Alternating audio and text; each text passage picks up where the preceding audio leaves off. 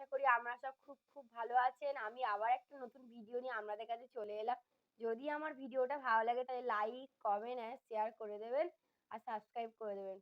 আমার পাশে একটু থাকবেন। সকালে উঠে আমি আর আমার দিদি কেক বানাতে বসে গিয়েছি।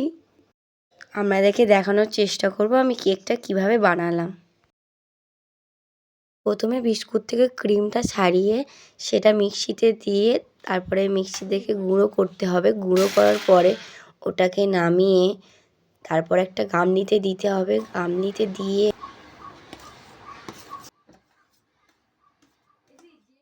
তারপরে দুধ দিতে হবে। দুধ দেওয়ার পরে ভালো করে ওটাকে ফাটতে হবে। ইনো দিতে হবে। ইনো দেওয়ার পরে তারপরে তার উপরে একটু দুধ ঢালতে হবে। ঢালা হয়ে গেলে তারপরে ভালো করে ফাটতে হবে। অনেকক্ষণ ধরে আপনারা ফাটবেন।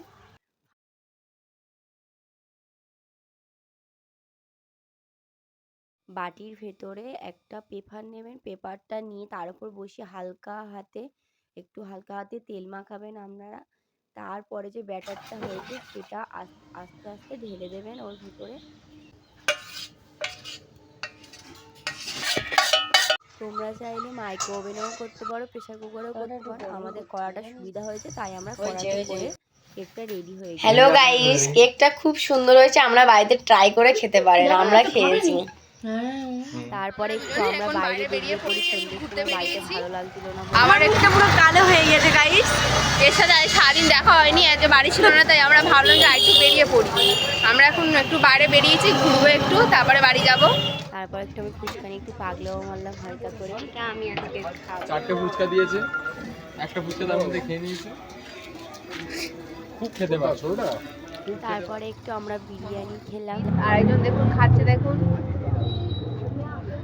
আমি আজকে বিরিয়ানি খেতে এসেছি, আমি আমার বোন।